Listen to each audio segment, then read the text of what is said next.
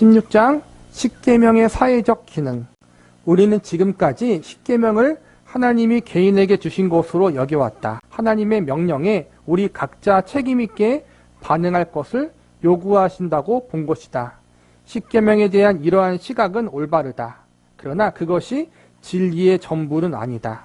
출애굽기 20장과 신명기 5장에서 하신 말씀, 그리고 그때 하나님이 가르치신 명령은 각 이스라엘을 향한 하나님의 뜻인 동시에 이스라엘 공동체를 향한 하나님의 뜻이기도 하다. 십계명에서 보면은 맨 처음 등장하는 것이 나는 너를 인도하여 낸 내 하나님 여호와니라.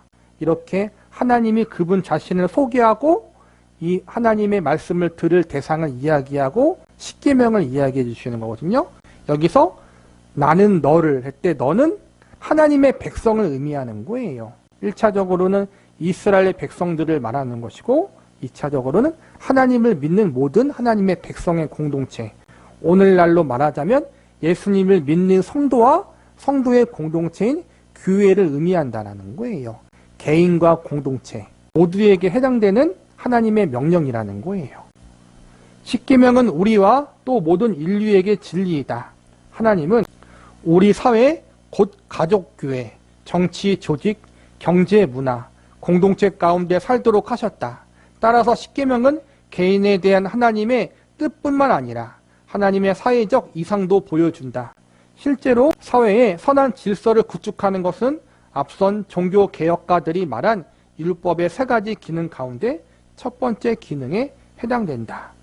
십계명 하나님 말씀은 사실 믿는 성도와 교회에만 해당되는 것이 아니라 모든 인간에게도 해당되는 말씀이라는 거예요. 왜냐하면 십계명을 주신 하나님이 창조주 하나님이기 때문에 믿는 성도만 창조하신 것이 아니라 온 인류와 온 우주를 창조하신 분이 하나님이시기 때문에 그들이 인정하진 않지만 믿지 않은 사람들도 하나님이 창조하셨고 모든 걸 다스리시기 때문에 사실은 믿는 우리에게만 해당되는 것이 아니라 믿지 않는 자들도 하나님의 말씀을 지켜야 된다는 거예요. 그리고 하나님의 말씀, 특히 십계명에 대한 부분은 믿지 않은 자들도 지키는 것이 선하고 유익하고 사회적으로 옳다라는 거예요. 십계명의 가치를 인정하는 곳에 공동체는 서로 일치단결한다.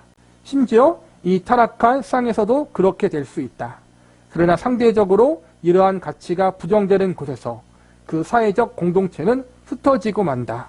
우리는 이것을 부정과 혁명으로 점철된 이스라엘 북왕국으로부터 그리고 오늘날 세상에 황폐하고 있는 혁명과 반혁명으로부터 배울 수 있다.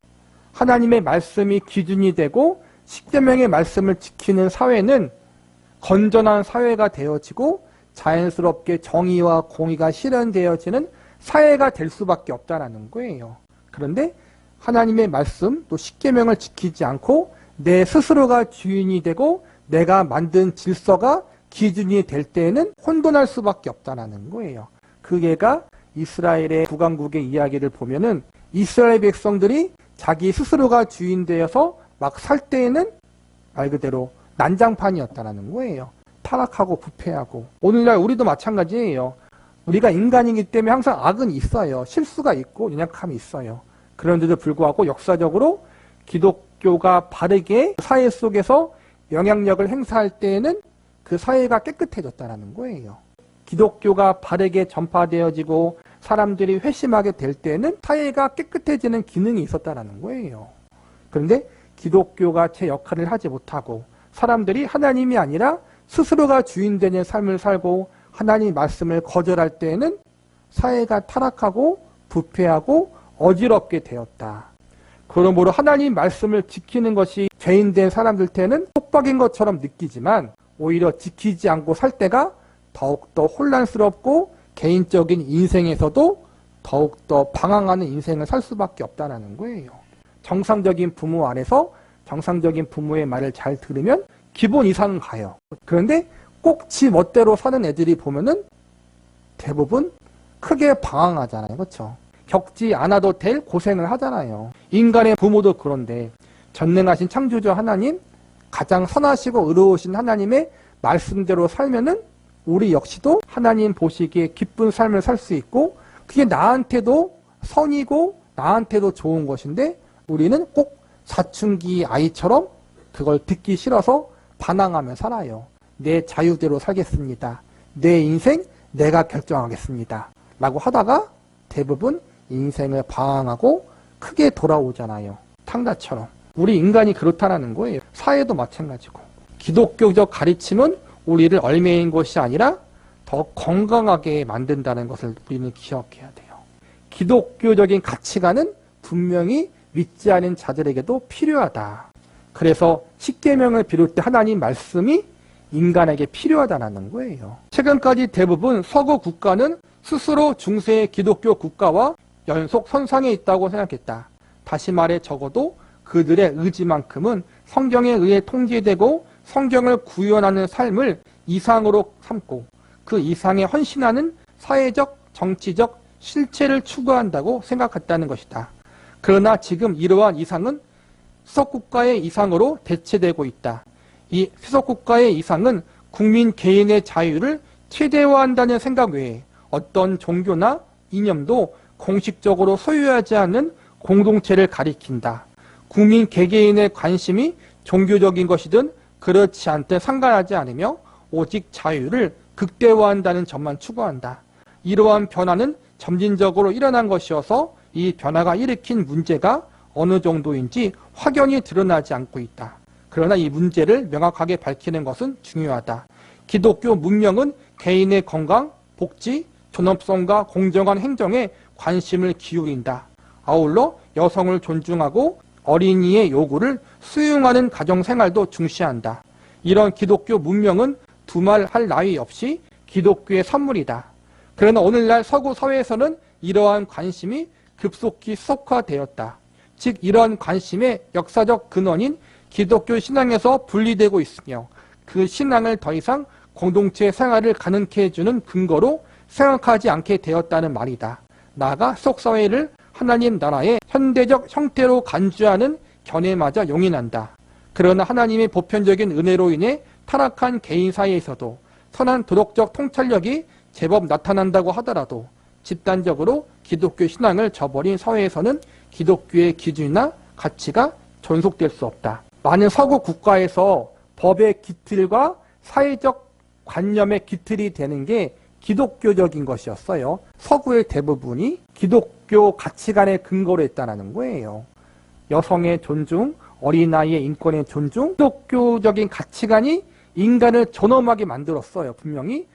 그리고 지금까지 그렇게 민주주의를 이루었는데 오늘날에는 그걸 다 버렸다라는 거예요. 기독교적인 가치관 자체가 필요 없다. 우리는 우리 스스로 어떤 것도 얽매이지 않고 자유를 원한다. 그래서 개인의 자유를 극대화시켰어요. 내 개인의 자유를 위해서는 다른 거에 대한 헌신과 순종에 대한 부분들이 없어지는 거잖아요. 기독교 가치관을 없애서 개인의 자유를 최대로 이끌어냈지만 그 결과 오히려 사회가 더 혼란스러워졌다. 자유를 지키기 위해서 오히려 서로에게 해를 끼치는 지경까지 이르렀다는 거예요. 나와 내 가족의 자유를 위해서라면 상대방의 개인과 가족의 자유가 침해돼도 되는 거예요. 왜냐하면 내 자유가 중요하니까. 기준이 없어진 거란 말이에요. 성경은 분명히 이웃을 사랑하라고 했는데 이웃의 경계를 침해하지 말라고 했는데 그게 없어지는 거야. 내 자유를 위해서라면 뭐든지 할 수 있게 되는 거예요. 인간이 스스로가 주인이 되어서 스스로 기준을 정하게 되니까 이렇게 어지러지게 된 거란 말이에요. 신앙의 절대성을 부인하면 도덕의 절대성도 확보되지 않기 때문이며 도덕의 타락과 그 타락이 초래한 고통은 신앙을 저버린 행위에 따르는 하나님의 심판의 일부이기 때문이다. 이렇게 오늘날 사회가 혼란스러운 게 도덕적 절대성이 없다라는 거예요. 다 상대적인 거라는 거예요. 상황과 환경에 따라서 이게 맞을 수 있고 저건 틀릴 수 있다는. 근데 성경은 절대적 기준이 있잖아요. 오늘날 사회는 그러한 절대적 기준을 무시하고 내 위주로만 사람들이 생각하게 되어서 도덕적인 것도 내 위주라는 거예요. 윤리적인 것도 절대적이지 않다라는 거예요.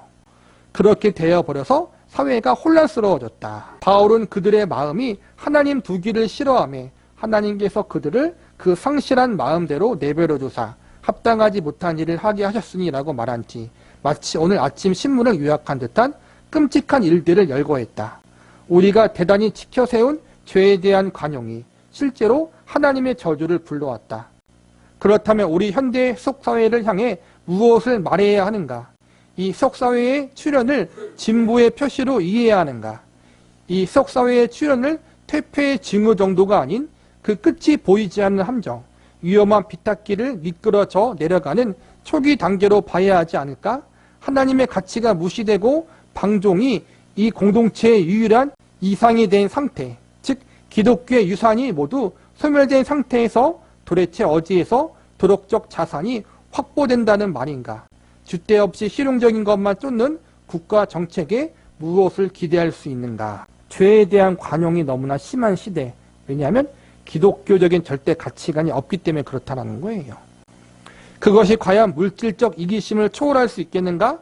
각 집단의 팽비한 이기심이 통제되지 못하고 난무하는데 어떻게 내적 붕괴를 피할 수 있겠는가? 계시된 행복의 길인 십계명, 즉 하나님을 맨 앞에 다른 사람을 그 뒤에 자신을 맨 뒤에라는 원칙을 수용하지 못할 때 행복은 파괴된다. 너무 늦기 전에 사회를 밝혀주는 십계명의 지혜로 십계명을 주신 하나님께 우리를 다시 인도해 주시기를 원한다. 절대적 기준이 없는 시대에 우리가 살고 있기 때문에 우리의 삶의 영역 가운데 여러 가지 아픔과 큰 고통을 당하고 있다는 거예요. 하나님의 말씀이 기준이 되어야 된다는 거예요. 하나님의 가치관을 가져야 된다는 거예요. 창조주 하나님이 정하신 창조의 섭리와 하나님의 말씀의 기준, 기독교적인 가치관의 기준이 정말 바르게 실현되어질 수 있도록 먼저 우리부터, 우리와 우리의 가정과 내가 속한 곳에서 우리가 모범을 보여줄 수 있는 사람이 되고 또 기도하며 나아갈 수 있는 사람들이 되어야 한다는 거예요.